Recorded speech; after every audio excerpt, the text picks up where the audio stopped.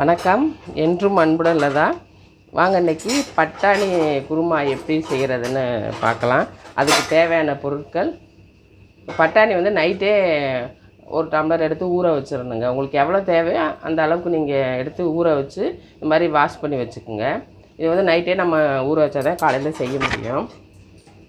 இந்த 2 வெங்காயம், பெரிய வெங்காயம் 2 தக்காளி, சின்ன வெங்காயம் கொஞ்சம் வேணால் உங்களுக்கு நறுக்கிக்கலாம். அப்புறம் இஞ்சி பூண்டு கொஞ்சம் விழுது எடுத்து வச்சுக்கணுங்க. அப்புறம் இதுக்கு தேங்காய் துருவி வச்சுக்கணும் மசாலாவுக்கு. இவ்வளோ தாங்க நமக்கு தேவையானது. வாங்க எப்படி செய்கிறதுன்னு சொல்கிறேன். இதை வந்து குக்கர்லேயே வச்சிடலாங்க. அப்படியே விசில் விட்டு வேக விடணும்.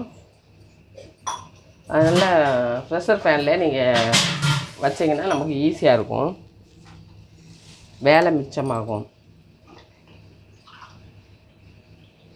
எண்ணெயை ஊற்றிக்குங்க. எப்போவுமே ப்ரெஷர் பேனில் வச்சிட்டோம்னா நமக்கு வேகிறது ஈஸியாக இருக்கிறது. அதில் இருக்கிறோம்.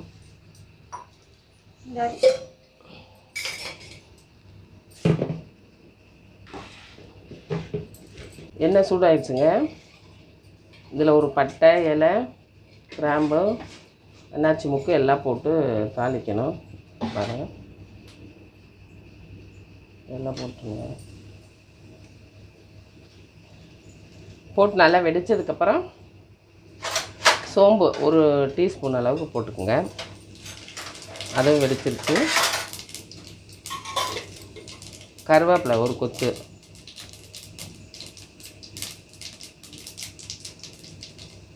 நல்லா வெடிச்சோன்னா கருவேப்பிலை சேர்த்துருங்க.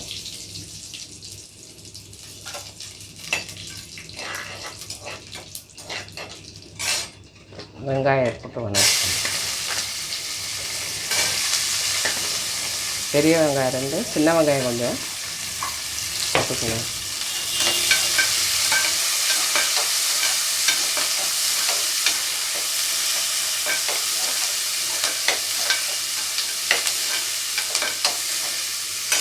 இப்போதான் இஞ்சி பூண்டு விழுது சேர்த்துக்கணும்.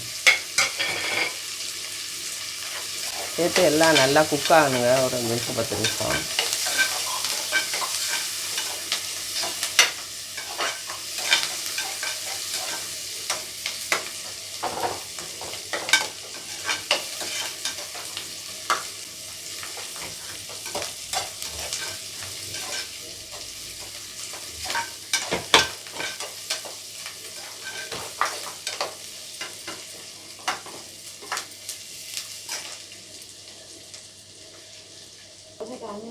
நல்லா செவந்துருச்சுங்க. இந்த அளவுக்கு நல்லா செவந்து வதங்கி வந்ததுக்கப்புறம் தக்காளி ஆட் பண்ணிக்கணும். தக்காளி ஆட் பண்ணிக்கிறேன்.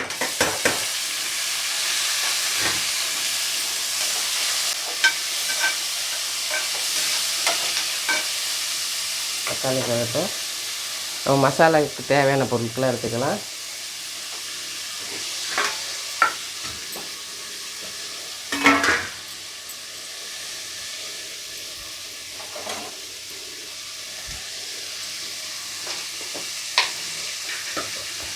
இதில் வந்து ஒரு முடி தேங்காய் துருவி வச்சுக்கணுங்க.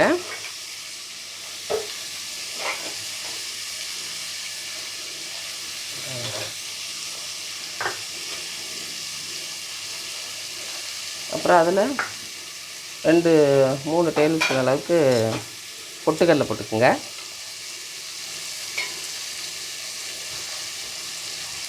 அப்புறம் சோம்பு போட்டுக்குங்க. 1 டேபிள் ஸ்பூன் அளவுக்கு சோம்பு. ஜீரகம் 1 டேபிள் ஸ்பூன் போட்டுக்குங்க. மிளகு ஒரு 1/2 டேபிள் ஸ்பூன் மிளகு போட்டுக்குங்க. இதுதான் அதுக்கு தேவையான மசாலா. இதில் வாசத்துக்கு வேணால் பட்டை கிராம்பெலாம் போட்டுக்கலாம். அப்படி தான் நான் ஏற்கனவே போட்டனால போடல. இதை வந்து நம்ம மிக்சியில் அரைச்சிக்கணுங்க. அதுக்குள்ளே இந்த வெந்துருச்சு.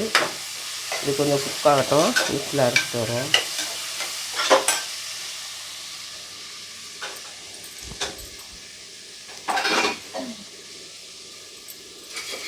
வெங்காயம் தக்காளிலாம் நல்லா வதங்கிடுச்சுங்க. நீங்கள் வந்து மிளகாத்தூள் 1 ஸ்பூன் மிளகாத்தூள் சேர்த்துக்குங்க.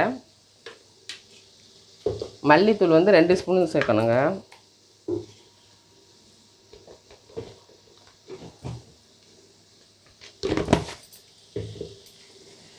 மஞ்சத்தூள் வந்து ஒரு 1/4 ஸ்பூன் சேர்த்திங்கன்னா போதும்.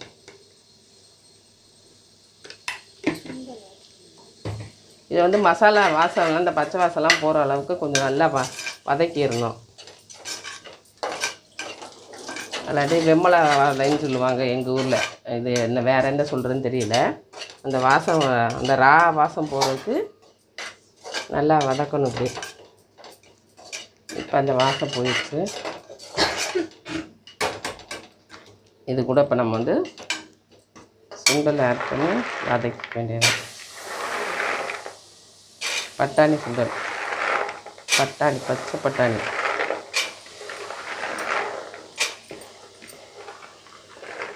இது அப்படியே குக்கரில் வேக விட்டோம்னா நமக்கு ஈஸியாக இருக்கும்.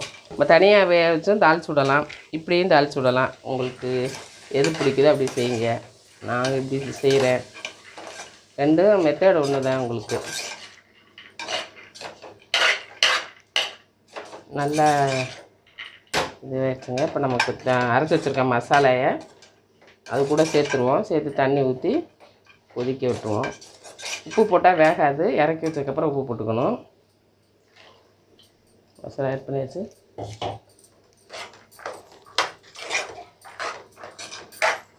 மசாலாவும் கொஞ்சம் நல்லா இது கூட சேர்த்து வதக்கிட்டோம்னா அதுவும் பச்சை வாசம் போயிடும். அப்புறம் நமக்கு தேவையான தண்ணி ஊற்றி மூடி வச்சிட வேண்டியதான். மசாலா எல்லாம் சேர்ந்து ஒரு கொதிக்கட்டும்.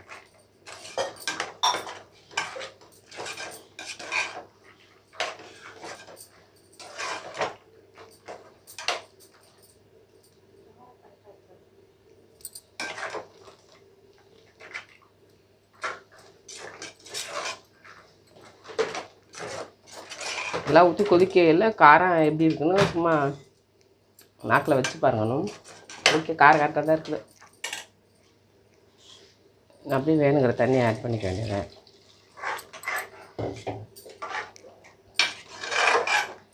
கிரேவி மாதிரி குழம்பா அது வந்து சப்பாத்திக்கு, பூரிக்கு, சாப்பாட்டுக்கு எல்லாத்துக்குமே நம்ம யூஸ் பண்ணிக்கலாம்.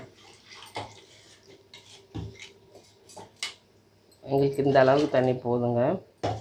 இதுக்கு மேலே வேணாலும் நீங்கள் ஆட் பண்ணிக்கலாம். மூடி வச்சு வெந்ததுக்கப்புறம் எப்படி இருக்குன்னு பார்க்கலாம்.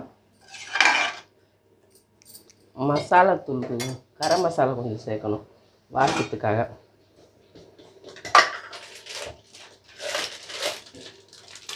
கரம் மசாலா வந்து 1 டேபிள் ஸ்பூன் சேர்த்துக்குங்க. சேர்த்துட்டு கூடவே நல்லா கலக்கி மூடி வச்சுருவோம். வெந்ததுக்கப்புறம் எப்படி இருக்குன்னு பார்க்கலாம்.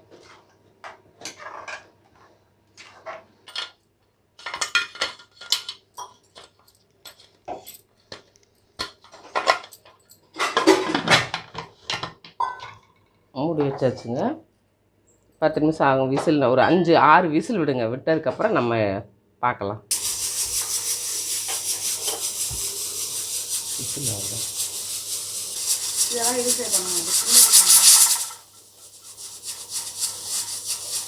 விசில் வந்துருச்சுங்க. அடுப்பு ஆஃப் பண்ணிடலாம்.